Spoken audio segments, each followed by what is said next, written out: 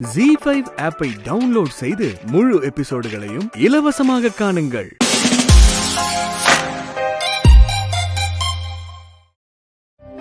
அப்பப்ப நீங்க வந்து பார்த்தாதான் இவங்களும் கொஞ்சம் நிம்மதியா இருப்பாங்க.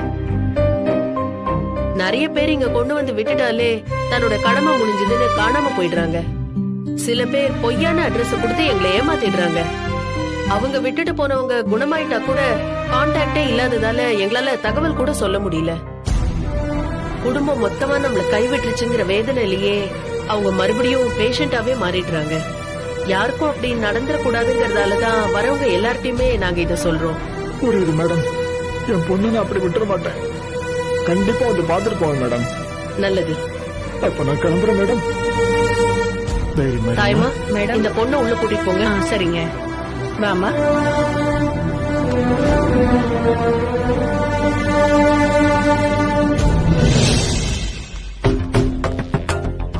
என்ன லட்சுமி, எல்லாரும் சாப்பிட்டாங்களா?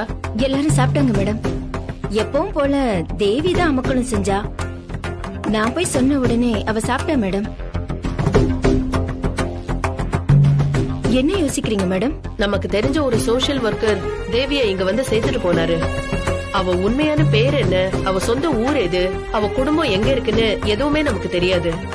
அந்த மாதிரி 4-5 பொண்ணுங்க நம்ம காப்பகத்துல இருக்காங்க. இன்னும் சில பேரை அவங்க சொந்தக்காரங்க தான் விட்டுட்டு போனாங்க. ஆனா அவங்க கொடுத்திருக்கிற அட்ரஸும் போன் நம்பரும் போலியானது.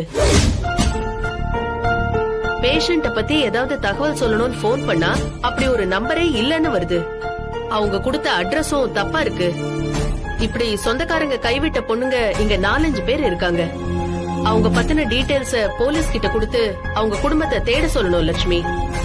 யாரு என்னன்னு தெரியாம நம்ம இங்க ரொம்ப நாள் வச்சிருந்தா தப்பாயிடும். ஒரு இன்ஸ்பெக்டர் நமக்கு ரெகுலரா ஹெல்ப் பண்ணிட்டு இருக்காருல்ல மேடம், அவர்கிட்ட இத பத்தி நம்ம பேசி பார்க்கலாம்ல மேடம்? நானும் அவர்கிட்ட சொல்லணும்னு தான் நினைச்சிட்டு இருந்தேன். நீயும் கரெக்டா அவரை பத்தியே என்கிட்ட சொல்லிட்ட. இப்பவே நான் அவர்கிட்ட போன்ல பேசிடுறேன். சரிங்க மேடம். ஓகே.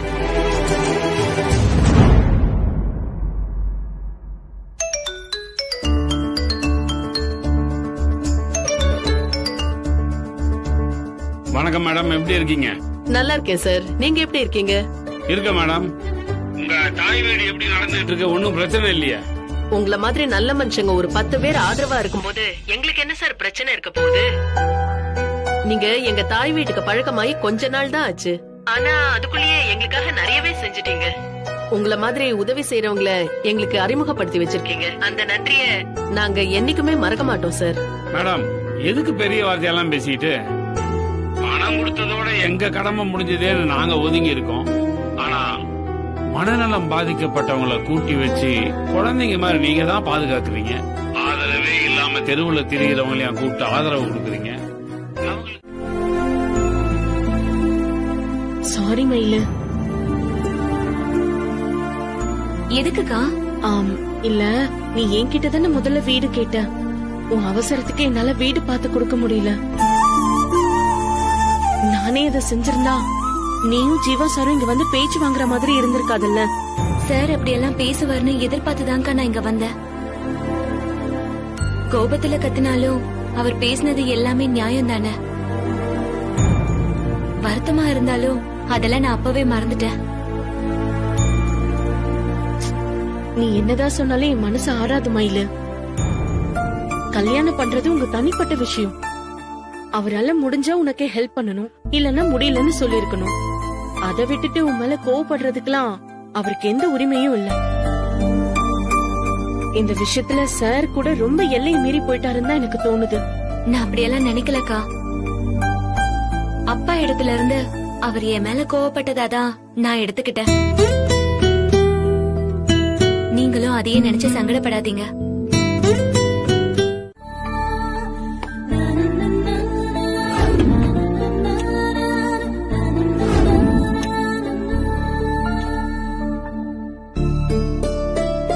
கத்திரிக்காய் சாம்பார், உருளைக்கிழங்கு பொரியல், ரசம், அப்படி இப்படின்னு பிரமாதமா இருக்கே மயிலு.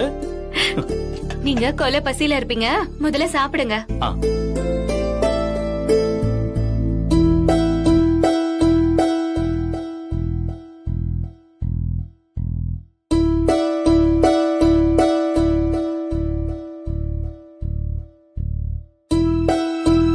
என்ன ஜீவா, எதுவுமே சொல்லாம சாப்பிட்டுட்டே இருக்கீங்க? மயிலு, இந்த சாம்பாரோட டேஸ்ட் அப்படி இருக்கு மயிலு. முதல்ல நீ என்ன காலி பண்ணிட்டு அதுக்கப்புறமா நீ என்ன வேணாலும் பேசுன்னு சொல்லுது. அதனால நான் எதுவுமே இப்ப பேசுற நிலைமையில இல்ல. பேசிக்கிட்டே சாப்பிட்டேன்னு வைய, இந்த டேஸ்ட் என்னால அனுபவிக்க முடியாம போயிடும் மயிலு. அதனால you wait, I will finish this, okay?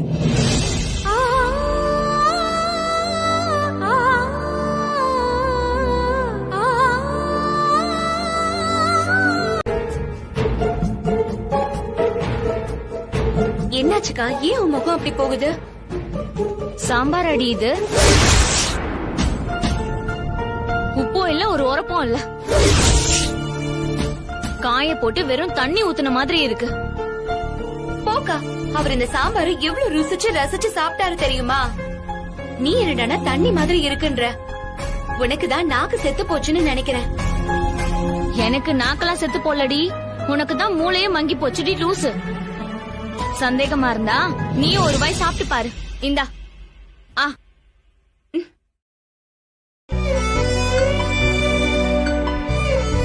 என்ன தேவாமிர்தம் மாதிரி இருக்கா? ரொம்ப சுமாரா தான் இருக்கு.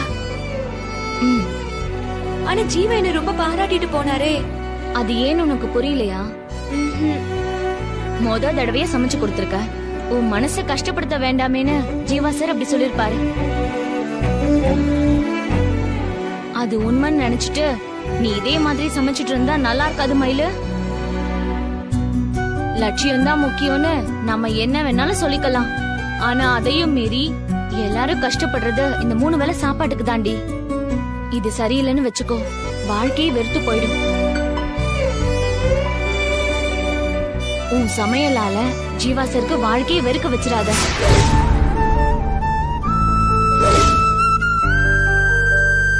ஏங்கா இப்படி எல்லாம் பேசி என்ன பயமுறுத்துற? பயமுறுத்தலடி, இருக்கிற நிஜத்தை சொன்ன. சரியா சமைக்க வரலன்னு நீ ஒண்ணு வருத்தப்பட்டுக்காத. இதுல உன் தப்பு எதுவும் இல்ல. படிப்பு, IPS எக்ஸாம்க்கு தயாராகிறது, வேலைன்னு நீ எப்பவுமே ஓடிக்கிட்டே இருப்ப. சமையல் கட்டுக்கு வந்து கத்துக்கிற நேரம் உனக்கு இல்லாமலே போயிடுச்சு. ஆனா உனக்கு இப்ப கல்யாணம் ஆயிடுச்சு. இனிமே நீ இப்படி இருக்க முடியாது. சமையல நீ கத்துக்கிட்டு தான் ஆகணும். நான் சமையல யார்கிட்ட கத்துக்கிறது? நான் இருக்கேன் இல்லடி, நீ ஏன் கவலைப்படுற? அதான் போன்ல கூட நிறைய பேர் குழம்பு வைக்கிறத பத்தி, சாம்பார் வைக்கிறத பத்தி எல்லாம் சொல்லி தராங்கள. அதையும் பாத்துக்க. சமையல் ஒண்ணும் மலையை புரட்டுற வேலை இல்ல. ஆர்வம் இருந்தா சீக்கிரமாவே கத்துக்கலாம். சரியா?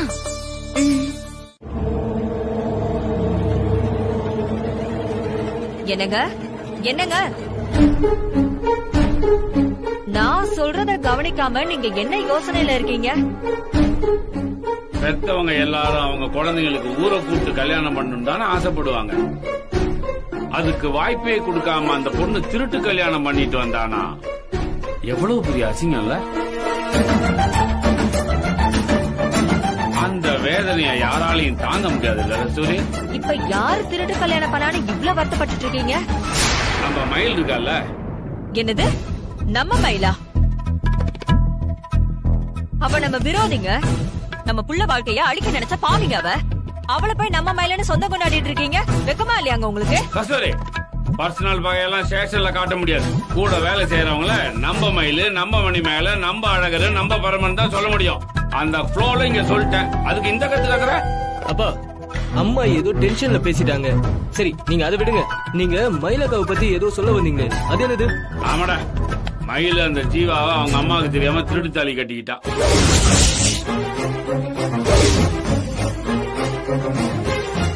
என்னப்பா சொல்றீங்க? இதப்ப நடந்துச்சு? 3 மாசத்துக்கு முன்னாடியே இந்த கல்யாணம் முடிஞ்சிருச்சு போல இருக்குடா. அவங்க 2 பேருமே அதை யாருக்கிட்டயுமே சொல்லாம மறைச்சிருக்காங்க. மயில் அந்த தாலியோட தான் இவ்வளவு நாளா நடமாடிட்டு இருந்திருக்கா. ஆனா யாராலையுமே கண்டுபிடிக்க முடியாத அளவுக்கு 2 பேருமே ரொம்ப நல்லா நடிச்சிருக்காங்க.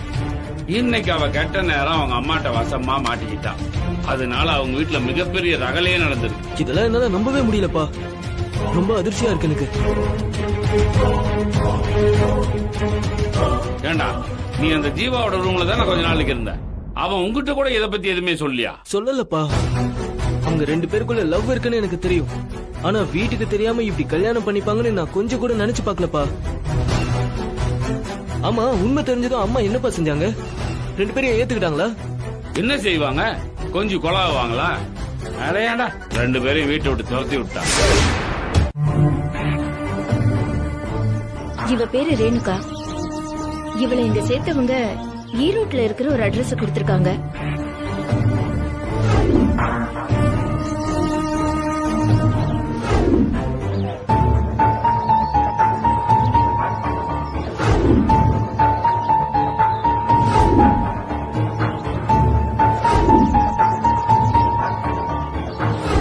மொத்த பேரும் டீடைல்ஸ் சொல்லிட்டீங்க.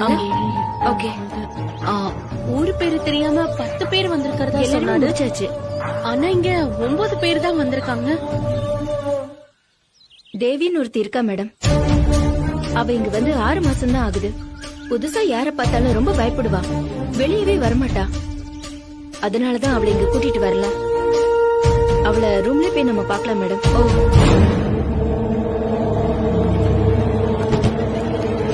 தேவி, தேவி, தேவி, கதவு திற தேவி, தேவி, தேவி. எங்களையும் உள்ள போக விட மாட்டேங்கிறா. ஒரு நிமிஷம் இருங்க, நான் கதவை தட்டி பாக்குறேன். மா, மா கதவு திறமா. பேரு தேவியா? ஆமா. தேவிமா, தேவி, கதவு திறமா. நாங்க உங்களை பார்த்துட்டு உடனே போயிடுறோம். தேவி, அம்மா தேவி கதவை திறமா. தேவி, வேண்டாமா, அவங்கள தொந்தரவு பண்ண வேணாம், விட்டுருங்க. அவங்க எப்படி வந்தாங்கன்ற டீடைல்ஸ் மட்டும் என்கிட்ட சொல்லுங்க. இவ்வளவு ஒரு ஆக்சிடென்ட்ல தான் மேடம் இப்படி ஆயிட்டா. மேட்டூர் போடுற ரோட்ல தான் இவளுக்கு ஆக்சிடென்ட் ஆயிருக்கு. ஒரு சோஷியல் ஒர்க்கர் தான் இவளை இங்க கொண்டு வந்து சேர்த்தாரு. ஓகே. அவருக்கும் இவளை பத்தின விவரம் தெரியாது. தேவின்னு நாங்க பேரை வச்சு இவளை நாங்க கூப்பிட்டு இருக்கோம் மேடம். அந்த 10 பொண்ணுங்களோட டீடைல்ஸும் உங்களுக்கு கிடைச்சிருச்சா? எஸ் மேடம், நாங்க இத வச்சு மேல ப்ரொசீட் பண்ணிக்கிறோம். ஓகே. இதுல அந்த 10 பொண்ணுங்களோட போட்டோஸ் இருக்கு. பின்னாலேயே அவங்க பேரையும் எழுதி வச்சிருக்கோம். இது உங்களுக்கு ஹெல்ப்பா இருக்கும். Okay madam.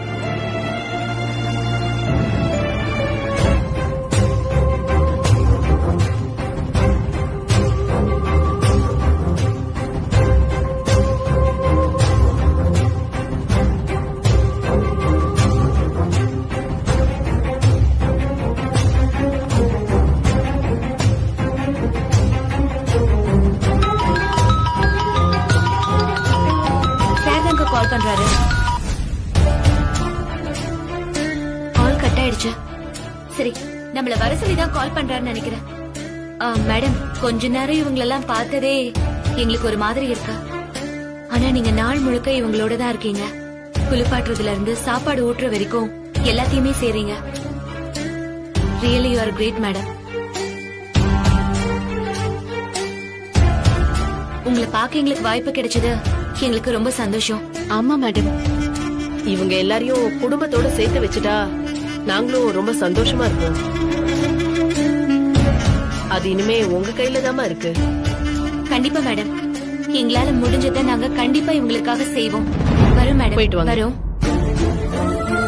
வரேன் மேடம்.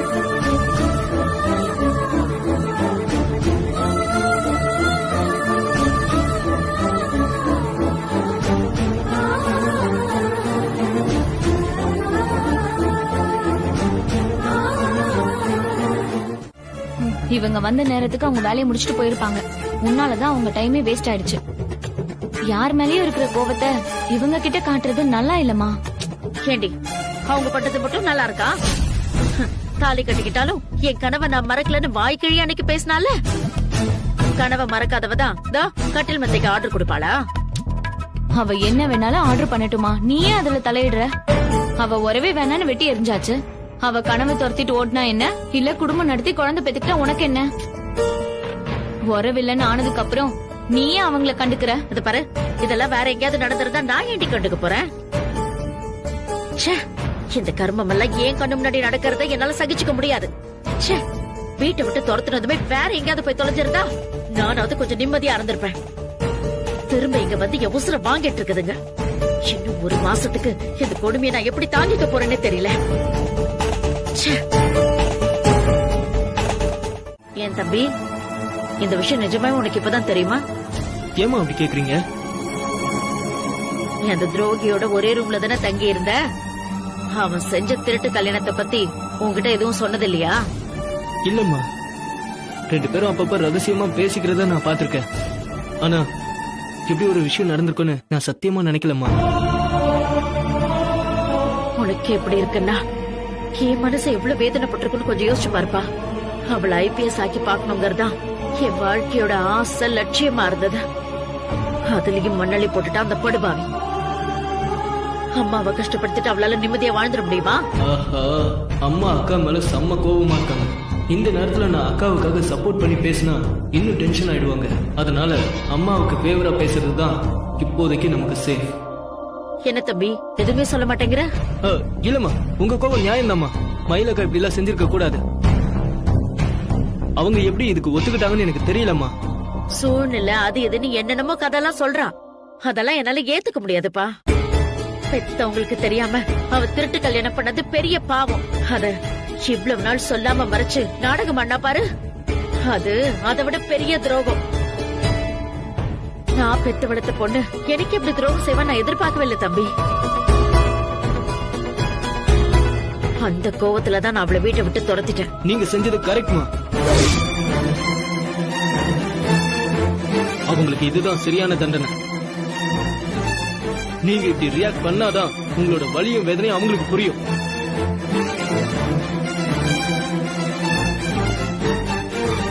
அவங்கள அனுப்பிட்டதால உங்களுக்கு யாரும் இல்லைன்னு நினைச்சிடாதீங்கம்மா. மலரக்கா, நான், கோபி மாமான்னு உங்களுக்கு துணையா நாங்க இத்தனை பேர் இருக்கோம். நாங்க உங்களை பாத்துக்கிறோம்மா.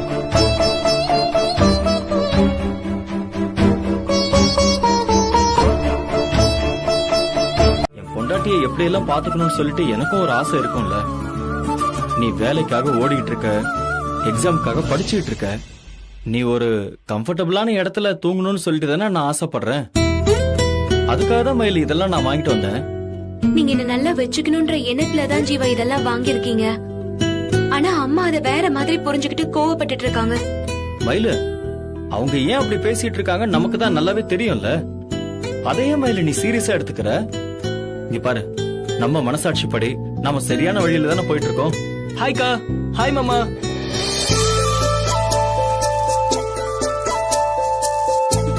வெற்றி, வாடா. வா வெற்றி. கங்க்ராட்ஸ்க்கா. கங்க்ராட்ஸ் மாமா. தேங்க்ஸ்டா. தேங்க்ஸ்ரா.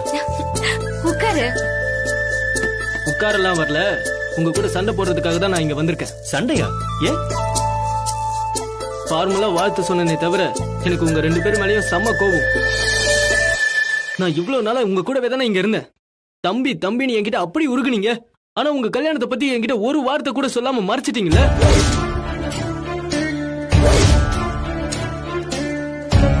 வெற்றி, சந்தோஷமா சொல்லிக்கிற அளவுக்கு எங்க கல்யாணம் நடக்கல. ஒரு நெருக்கடியான சூழ்நிலையில தான் யாருமே எதிர்பார்க்காம நான் மயில் கழுத்துல தாலி கட்டினேன். எல்லாத்தையும் அப்பா சொன்னாரு மாமா. ஏதோ ஒரு கிரிட்டிக்கல் சிச்சுவேஷன்ல தான் கல்யாணம் நடந்ததுன்னு எனக்கு புரிஞ்சிரு மாமா. ஆனா நீங்க இப்படி உங்க அம்மாவை இழந்திருப்பீங்கன்னு நான் கொஞ்சம் கூட எதிர்பார்க்கவே இல்லை. சாரி மாமா. என்னோட அம்மா ஆபரேஷன் முடிஞ்சு மீண்டு வந்துருவாங்கன்னு தான் நான் நினைச்சேன். ஆனா ஜீவா, என்ன பண்றதா? எப்படியோ எங்க அம்மாவோட கடைசி ஆசையை மட்டும் என்னால நிறைவேற்ற முடிஞ்சது. அதை நினைச்சுதான் நான் என் மனசை தேத்திக்கிறேன். உங்க நிலைமையை புரிஞ்சுக்கிட்டு அம்மாவும் ஏத்துக்கிட்டு இருந்தா நல்லா இருந்திருக்கும்க்கா. அவங்க உங்க மேல கோவப்பட்டிருக்கலாம், திட்டி இருக்கலாம். ஆனா இப்படி வீட்டை விட்டு அனுப்பியிருக்க வேண்டாம்க்கா. அம்மா இடத்துல இருந்து பார்த்தாதான் அவங்க கோவம் நியாயம்னு நமக்கு புரியும்டா. ஒருத்தர் நம்ம மேல வச்சிருக்கிற நம்பிக்கையை அழிக்க பாக்குறது பெரிய பாவம். நானும் ஜீவாவும் அந்த பாவத்தை செஞ்சுட்டதா அம்மா நினைக்கிறாங்க. அவங்க நம்பிக்கையை காப்பாத்ததா நாங்க இப்பவும் போராடுறோன்றத காலம்தான் அவங்களுக்கு புரிய வைக்கணும். நீங்களும் மாமாவும் எந்த பாவத்தையும் செய்யலக்கா. ஆனா நான் செஞ்சிருக்கேன். திருந்திட்டேன்ற நம்பிக்கையில தானே நீங்க 2 பேரும் என்னை இங்க தங்க விட்டீங்க. ஆனா இங்க வந்ததும் நான் ஒரு தப்பு செஞ்சிட்டேன்க்கா.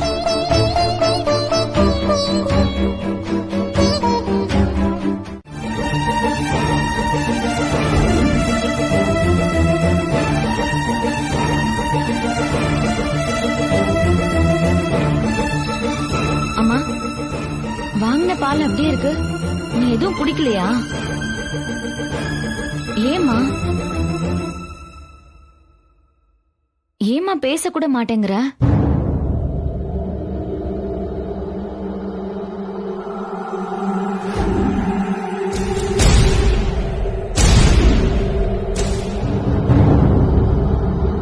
இன்னைக்கு உனக்கு கல்யாண நாள் இல்ல? எல்லாரும் அவங்க கல்யாண நாள ரொம்ப சந்தோஷமா ரொம்ப கிராண்டா கொண்டாடுவாங்க. ஆனா அதை துக்கமா நினைச்சு வேதனைப்படுறது நீ மட்டும்தாமா. நாள் முழுக்க பேசாம இருந்த நீ வேதனையை வெளிப்படுத்துறதெல்லாம் சரிதாமா. ஆனா சாப்பிடாம இருந்து ஏன் உடம்ப கெடுத்துக்கிற? இன்னைக்கு நான் என் வாழ்க்கையை தொலைச்ச நாள், முட்டாள்தனம் செஞ்ச நாள்னு புலம்புவ. இதுல உன் தப்பு எதுவுமே இல்லம்மா. உன் கல்யாண நாள துக்க நாளா மாத்தினது உனக்கு தாலி கட்டின உன் புருஷன் தான். அந்த ஆளு செஞ்ச தப்புக்கு நீ ஏமா உனக்கே தண்டனை கொடுத்துக்கிற? உனக்கு வயசும் உடம்புல தெம்பு இருந்துச்சுன்னா அப்ப நீ சாப்பிடாம இருந்தா ஏத்துக்கலாம்.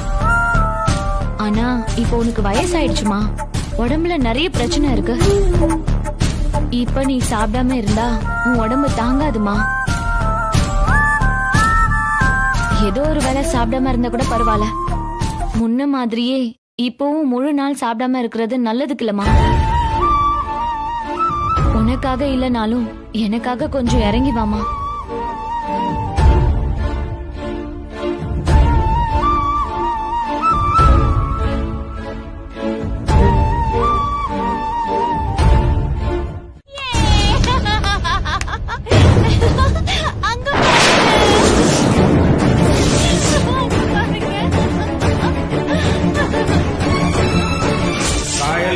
கம்ப்ளைண்ட் கொடுத்திருக்கா. நான் அவகிட்ட தான் பேசணும். சார், நான் தான் கைவிழி. விஷயத்தை சொல்லுங்க. அன்னைக்கு ஏறி கட்டி என்கிட்ட சண்டை போட்டவ நீதானே? அப்போ நீதான் என்னோட 2வது பொண்ணா? உன்னை இந்த கோலத்துல பாக்குற மாதிரி ஆயிடுச்சேம்மா. அம்மா தாயே, என் பொண்ணை நான் சீக்கிரமா குணமாக்கி சுசீலா கிட்ட ஒப்படைக்கணும். என்னாச்சு சார்? தேவி சாப்பாடு எடுத்து சாரி மூஞ்சில பூசிட்டா. லட்சுமி, நீ இவளை பார்க்காம எங்க போன? மேடம், போன் வந்துச்சுன்னு சொன்னாங்க, அதான் போனேன் மேடம். அதுக்குள்ள இவ இப்படி கலாட்டா பண்ணிட்டா மேடம். சாப்பாடு எப்படி மூஞ்சில போட்டே பாத்தியா? நல்லா சாப்பிடு, டேஸ்டா இருக்குல்ல. இன்னும் கொஞ்சம் பூசிட்டுமா? சும்மா இருக்க மாட்டியா தேவி நீ? சாரி சார், ஏதோ குழந்தைத்தனமா பண்ணிட்டா. நாங்களும் கொஞ்சம் கேர்ஃபுல்லா இருந்திருக்கணும். எங்களை மன்னிச்சிருங்க சார். சார், நீங்க வாஷ் பண்ணிட்டு வந்துருங்க போய். வார்டன், இவரை வந்து கூட்டிட்டு போங்க.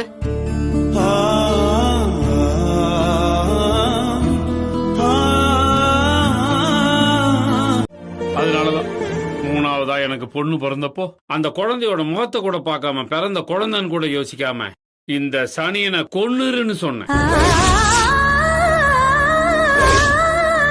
உலகத்துல எந்த தகப்பனுமே பிறந்த குழந்தைய பார்த்து சனியன்னு சொல்ல மாட்டா, கொன்னுருன்னு சொல்ல மாட்டான். ஆனா அப்படி சொன்ன அயோக்கியம் தான். நான் செஞ்ச பாவத்துக்கு தான் குடும்பமே இல்லாம இன்னைக்கு இவ்வளவு கஷ்டத்தில் இருக்க மேடம். நீ என்னோட வாழணும்னா இந்த குழந்தைய எங்கேயா தூக்கி எறிஞ்சிட்டோ இல்ல கொன்னுட்டோ வான்னு சொன்னேன். அந்த கோவத்துலதான் சுசீலா என்ன தூக்கி எறிஞ்சிட்டு அந்த 3 குழந்தைங்களோட எங்கேயோ காணாம போயிட்டா. போனா போயிட்டு போறான்ற ஆம்பளை திமிர்ல நான் வேற ஒரு கல்யாணம் பண்ணிக்கிட்டேன். அதுல நான் ஆசைப்பட்டபடியே ஒரு ஆம்பளை பையனும் பா ஆண் வாரிசு கிடைச்சிருச்சு, இனிமேல் எனக்கு ஒரு பிரச்சனை இல்லைன்னு நான் யோசிச்சேன். ஆனா பையன் வளர வளர வளர எந்த ஆண் வாரிசுக்காக நான் வேண்டி வேண்டி பெத்தெடுத்தனோ அது அவ்வளவுமே தப்புன்னு அப்பதான் புரிஞ்சுக்கிட்டேன். உலகத்திலேயே பையன் தான் வசதி, பொண்ணுங்க நான் மட்டம்னு தப்பான எண்ணத்துல இருந்தேன் நான். சுசீலாவையும் என் 3 பொண்ணுகளையும் தேடி கண்டுபிடிச்சு நான் செஞ்ச பாவத்துக்கு அவங்க கிட்ட மன்னிப்பு கேட்கணும் எப்படி எல்லாம துடியா துடிச்சேன். ஒரு வழியா அவங்க எங்க இருக்காங்கன்ற விவரத்தை நான் கண்டுபிடிச்சிட்டேன். ஆனா நான் நினைச்சதை செய்ய முடியாத சூழ்நிலைய ஆண்டவன் எனக்கு உருவாக்கி வச்சுட்டான். நான் நான் தான் அப்பான்னு காட்டிக்க முடியாமையே என் குடும்பத்துக்காக சில காரியங்களை செஞ்சு முடிக்கணும்னு துடிச்சுக்கிட்டு இருக்கேன். அதுல ஒண்ணுதான் இப்போ இங்க என் 2வது பொண்ணையை தேடி கண்டுபிடிச்சது. வீட்டுல நடந்த ஏதோ ஒரு சம்பவத்துல கோவப்பட்டு அவ வீட்டை விட்டு கிளம்பி போயிட்டான்னு தான் மேடம் நான் கேள்விப்பட்டேன். அவளை கண்டுபிடிச்சி என் குடும்பத்தோட சேர்த்து வைக்கணுங்கிற பொறுப்பையும் நானே ஏத்துக்கிட்டேன். என் பொண்ணை நான் கண்டுபிடிச்சிருவேன், குடும்பத்தோட சேர்த்து வச்சிருவேன்னு ஆசைப்பட்டனே தவிர நான் பெத்த பொண்ணை இந்த நிலைமையில பாப்பேன் நான் யோசிச்சு கூட பார்க்கல மேடம்.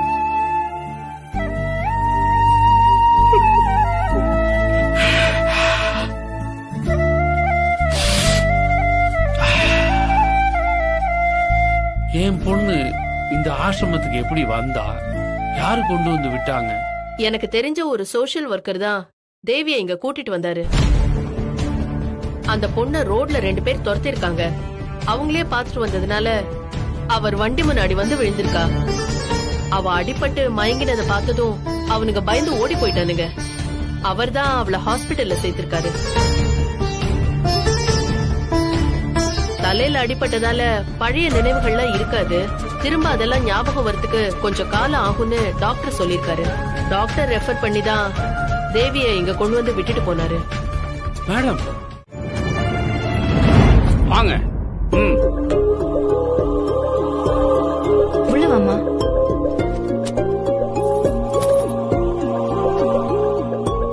இந்த வீடு உங்களுக்கு போதும்ல?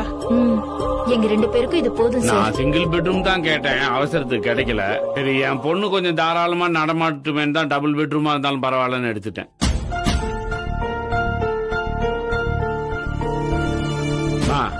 ஈவினிங் என் கான்ஸ்டபிள் அனுப்புறேன். அவர் வரும்போது ப்ரொஃபஷனும் அப்புறம் நைட்டு டிஃபனும் வாங்கி கொடுத்து அனுப்புறேன். நாளையில இருந்து நீங்க இங்கேயே சமைச்சு சாப்பிட்டுக்கலாம். சரிங்க சார். அம்மா பாருங்க. எங்க போற தேவி? நான் அங்க போறேன். அதான் எங்கன்னு கேக்குறேன். எல்லாரும் அங்க இருக்காங்க, நான் போறேன். விடு. அங்க வேணாம் தேவி, இப்ப இதுதான் நம்ம வீடு. இனிமே நம்ம இங்கதான் இருக்க போறோம். ஐயோ இல்ல, நான் இங்க இருக்க மாட்டேன், நான் போறேன். விடு. இங்க வா. நீ தான் அங்க யாரு கூடயும் சேர மாட்டேன்னு சொல்லி சுத்திட்டு இருப்ப. அங்க போய் நீ என்ன பண்ண போற? நமக்காக தான் இவ்வளவு பெரிய வீட்டை உங்க அப்பா பார்த்து வச்சிருக்காரு. நாம இங்கேயே இருக்கலாம். வேணாம், எனக்கு பிடிக்கல இந்த இடமே. போலாம். சொல்றது கேளு. உனக்கு ஏமா இந்த வீடு பிடிக்கல? அப்பா கேக்குறாருல, சொல்லுமா. ஏன் உனக்கு இந்த வீடு பிடிக்கல?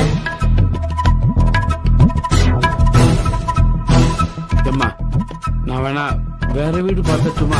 அதெல்லாம் ஒண்ணு வேண்டாம் சார். தேவி, உனக்கு இந்த வீடு பிடிக்கலனா நீ அங்கேயே போ. நான் இங்கதான் இருக்க போறேன்.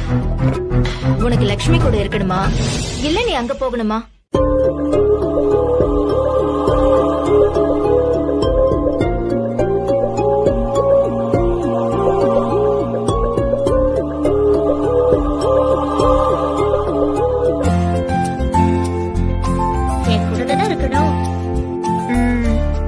அப்ப நீ இந்த வீட்டுலதான் இருக்கணும், சரியா? என் பொண்ணுக்கு பிடிக்கிற மாதிரி ஒரு வீட்டை தேடணுமேனு ஒரு நிமிஷம் பதட்டம் ஆயிட்டேன். நல்ல வேலை, அவ வீக்னஸ் புரிஞ்சுக்கிட்டு சுச்சுவேஷனுக்கு தகுந்தபடி கரெக்டா சமாளிச்சிட்டீங்க. ஆமா, அது எப்படி மத்தவங்கள பார்த்தா கோவப்பட்டு ஆர்ப்பாட்டம் பண்றா, உங்ககிட்ட மட்டும் அடங்கி நிக்கிறாள? எனக்கும் தெரியல சார். எங்களுக்குள்ள ஏதோ பூர்வ ஜென்ம பந்தம் இருக்குன்னு நினைக்கிறேன் சார். அதான் என்கிட்ட மட்டும் கலாட்டா பண்ணாம அமைதியா இருக்கா. இது பூர்வ ஜென்ம பந்தமா என்னன்னு எனக்கு தெரியாது. ஆனா கடவுள் சேர்த்து வச்ச பந்தமா தான் உங்களை நான் பாக்குறேன். யாருக்கிட்ட சேர்த்து வைக்கணும்னு கடவுளுக்கு தான் தெரியும். நீங்க மட்டும் இல்லனா அந்த இல்லத்துல இருக்கிறவங்களும் கஷ்டப்பட்டிருப்பாங்க, என் பாப்பாவும் கஷ்டப்பட்டிருப்பா.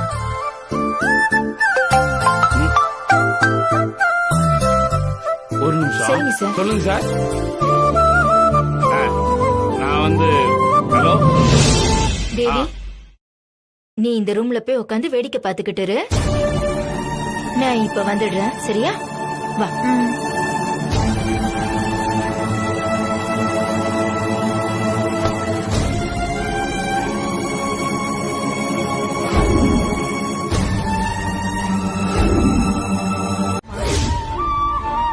மயிலும் ஜீவா சாரும் புருஷன் பொண்டாட்டின்னு ஊருக்கே தெரிஞ்சிருச்சு. அப்புறம் ஏன் ஜீவா சார் வெளியில படுத்திருக்காருன்னு தானே யோசிக்கிற. ஹே, அவங்க 2 பேரையும் என் வாழ்க்கையில இருந்து தூக்கி எறிஞ்சாச்சு. அவங்கள பத்தி நான் ஏன் யோசிக்க போறேன்? நீ பொய் சொல்றன்னு எனக்கு நல்லா தெரியுமா.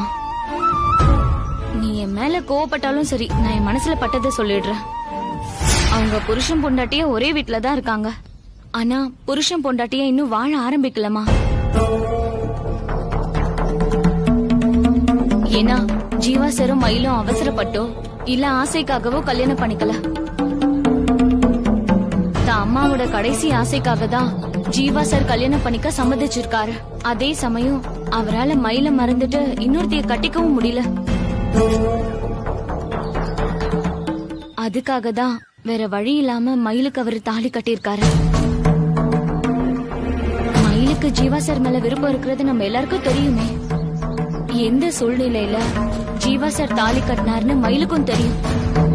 ஆனாலும் அவ ஜீவா சாருக்கு புருஷங்கிற அங்கீகாரத்தை கொடுக்கலாமா. கொஞ்ச நாளா அவர் மேல கோவமா நடந்துகிட்டது உனக்கு ஞாபகம் இருக்கும்னு நினைக்கிறேன். வீட்டு ஓனர் கிட்ட பேசி அவரை ரூமை விட்டு காலி பண்றதுக்கே அவன் முயற்சி பண்ணான். மனசுல விருப்பம் இருந்தும் திருட்டுத்தனமா நடந்த கல்யாணத்தை அவளால ஏத்துக்கவே முடியலமா.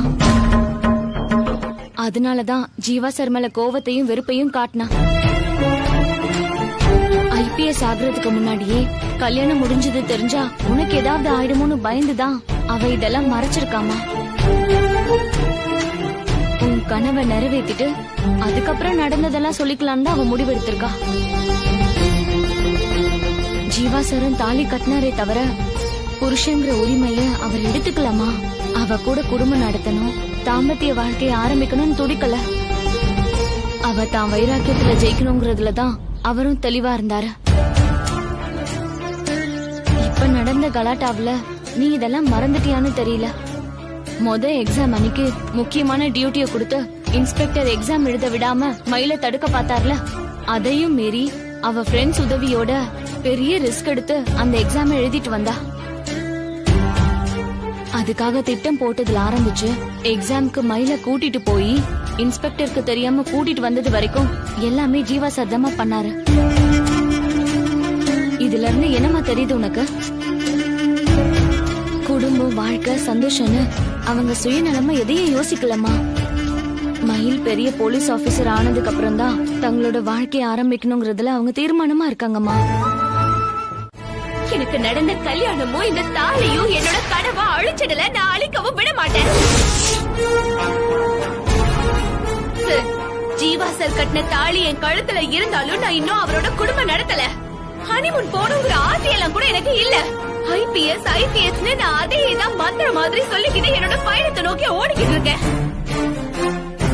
நான் என் லட்சியத்துல ஜெயிக்கிற வரைக்கும் என்னை யாரும் எதுவும் தடுத்து நிறுத்த முடியாது சார். என் அம்மா எப்ப என் மேல நம்பிக்கை இல்லாம பேசினாங்களோ அப்பவே என் பேரையும் வைராக்கியமும் இன்னும் அதிகமாயிடுச்சு சார். ஐபிஎஸ்ல பாஸ் ஆகி அவங்க முன்னால போய் நான் ஒரு பெரிய ஆபீசரா நிக்கிற வரைக்கும் அது அடங்காது சார். நான் ஹனிமூனுக்கு போறேன், அந்தமானுக்கு போறேன்னு நீங்க என்ன வேணாலும் கற்பனை பண்ணிக்கோங்க. நான் என்ன பண்றேங்கிறது என்னோட மனசாட்சிக்கு தெரியும் சார். நான் சொன்னதை நம்பி நீங்க எனக்கு லீவ் கொடுத்தாலும் சரி, கொடுக்கலனாலும் சரி, எனக்கு அத பத்தி எந்த பிரச்சனையும் இல்ல. அடுத்த 3 நாள் நான் லீவ் எடுக்க தான் போறேன், ஸ்பெஷல் கிளாஸ் அட்டெண்ட் பண்ண தான் போறேன்.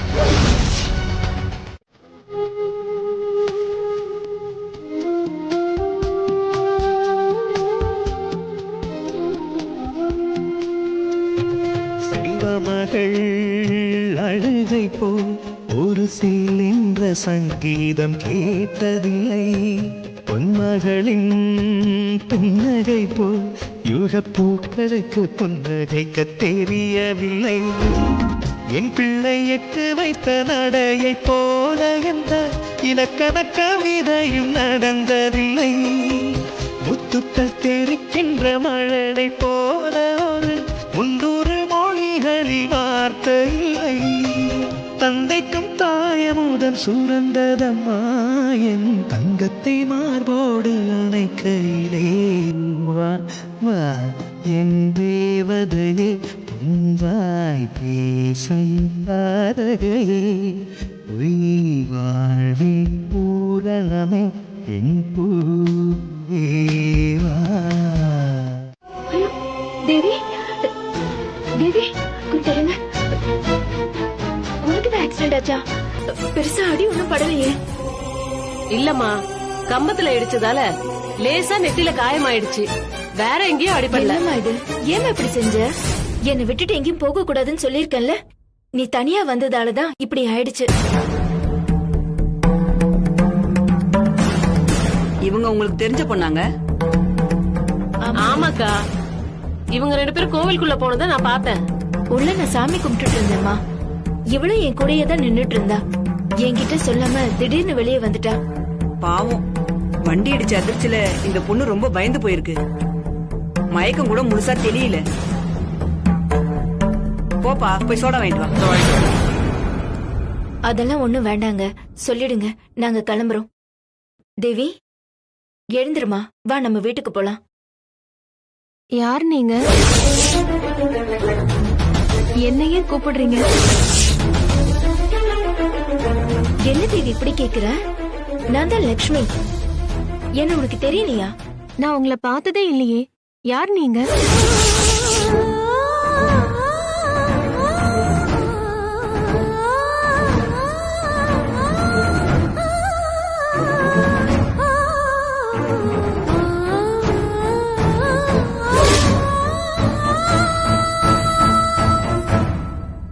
ZEE5 ஆப்பை டவுன்லோட் செய்து அனைத்து எபிசோடுகளையும் இலவசமாக பாருங்க.